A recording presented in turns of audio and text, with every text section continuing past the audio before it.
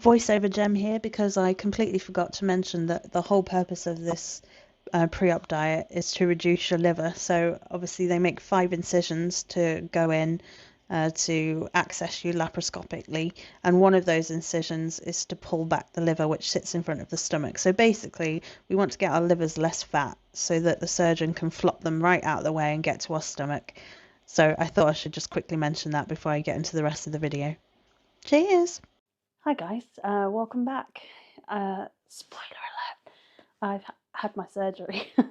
I was intending to do a bunch of videos in the run up to it and cover it sort of live, and when it happened, that just didn't happen.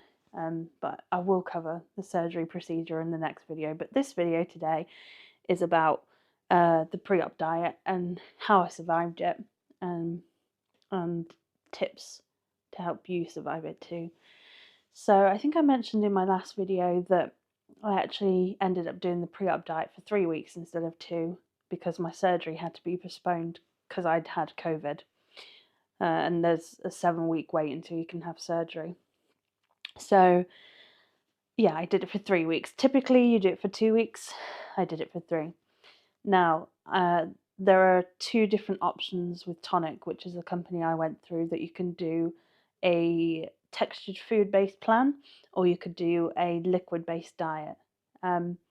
Now, before we go into this video further, my first tip would be practice.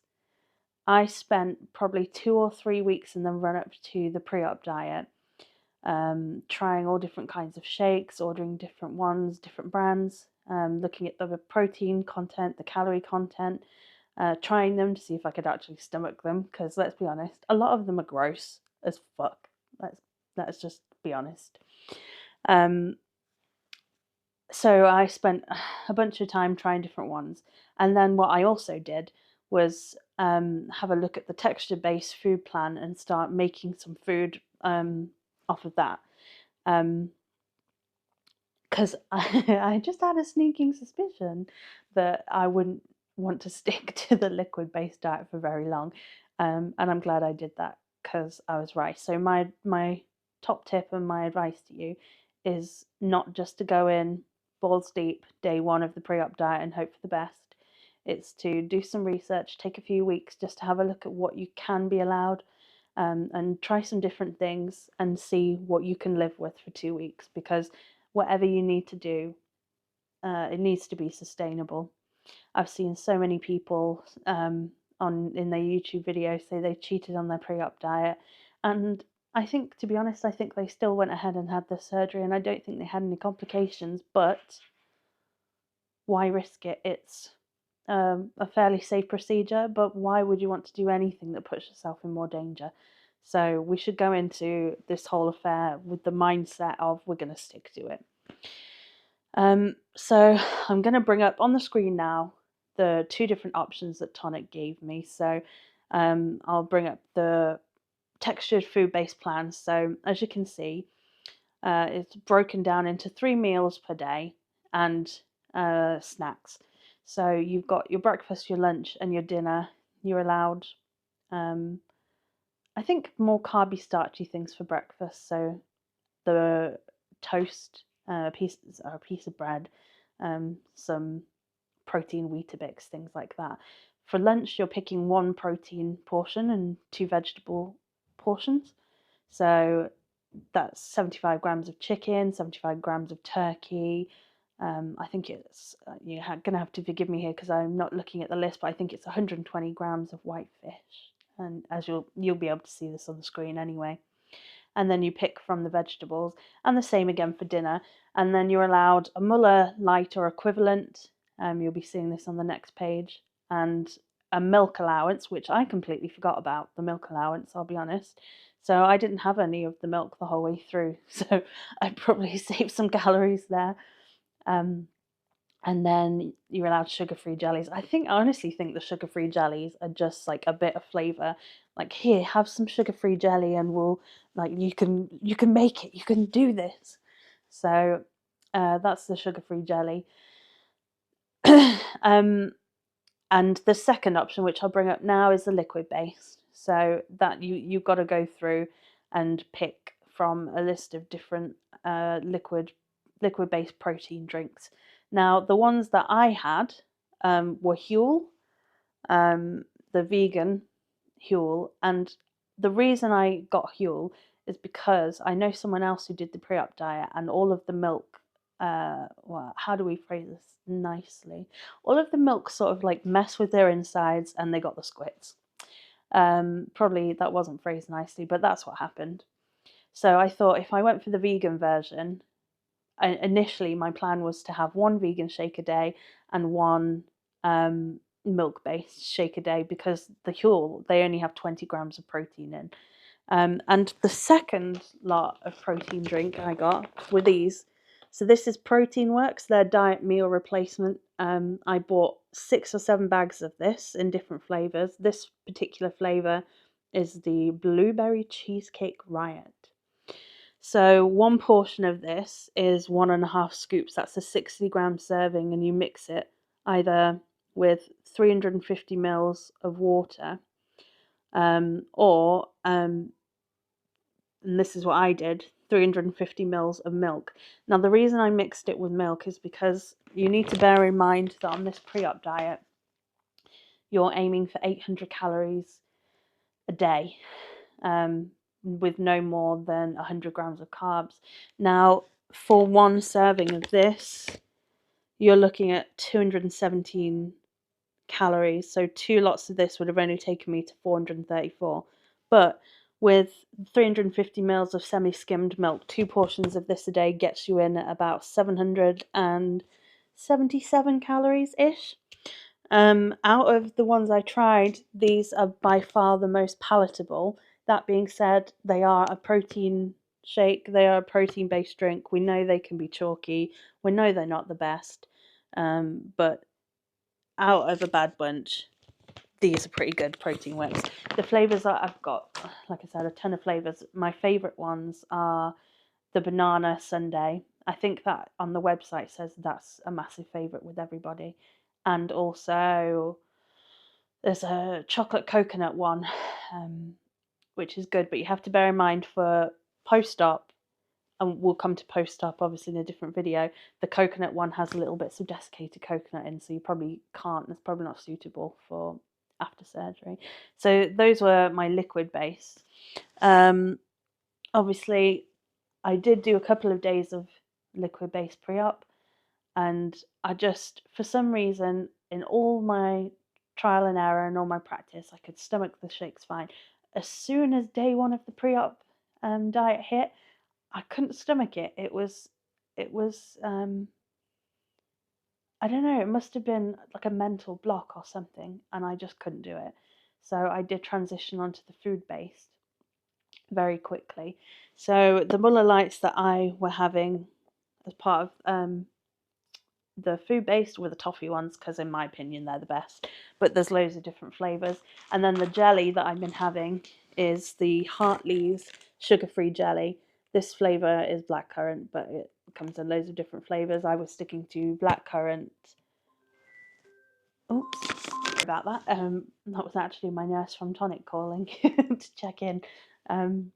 So yeah, so I was talking about the jelly. So I've had them in the raspberry, the blackcurrant, and the strawberry. They're all pretty good, and it's just something a little bit different when things have been samey. Now I want to talk on about now how I dealt with the meal. So this will only work if you're like me. If you're not like me and you have to eat really regularly, then this will be no use whatsoever. But so I'm actually, you wouldn't think it to look at me, but I'm actually the kind of person who I don't need to eat every few hours. I can save it all in one go. So I decided that I would rather have one normalish meal a day and feel like things were pretty normal. And this was by day like 3 or 4, so I'd had a few days of experimenting, and do it that way. So what I started to do was take ingredients off the list and make recipes out of them.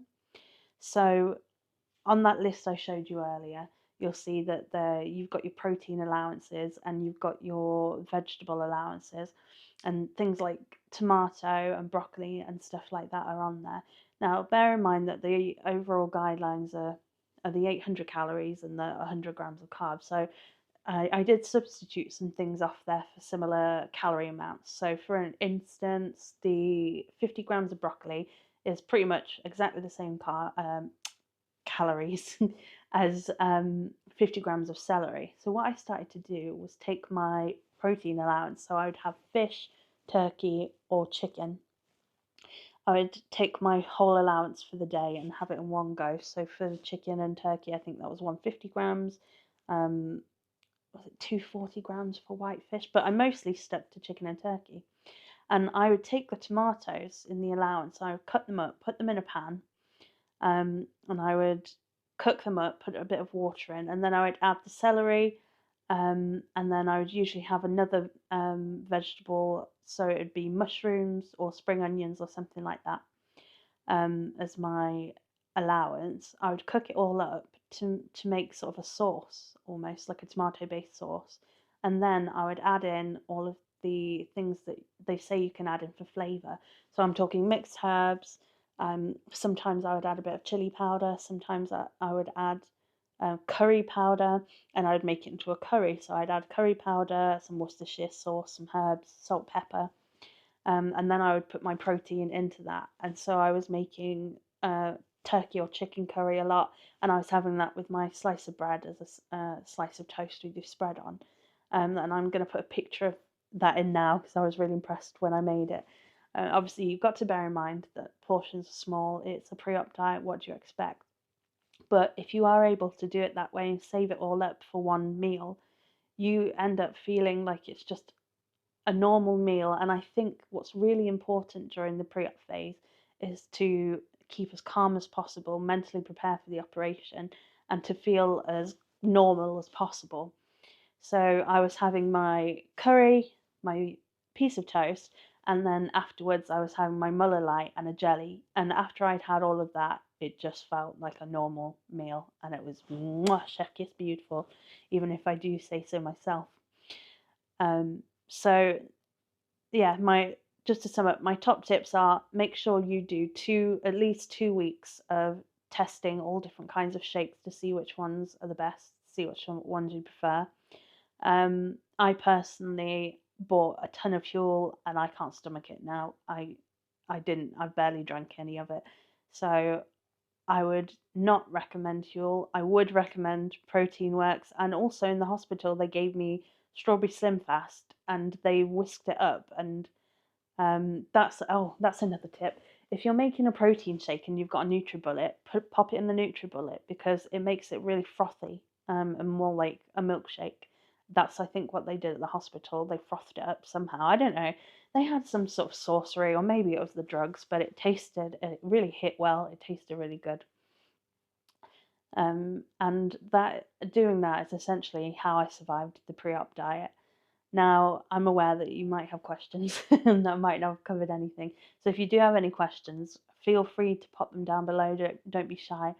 Um, I did a lot of looking around other people's channels and stuff when I was in pre-op, because we're all searching for people out there who's been through the same thing, so we don't feel so alone. So if you do have questions, or if you just want to chat, or if you're feeling a bit nervous, comment down below. And if you have found this video useful at all and you feel like dropping me a subscribe, that would be great. I would really appreciate it. I'm probably going to do another video not long after this one, a little bit later, and just talk through surgery day. So that'll be my next video. That'll be up in a couple of days. So thank you for watching. I really appreciate it. If your surgery is soon, I hope it goes well. I'm still here, so obviously it's not all that bad. Take care of yourselves, and I'll catch you soon.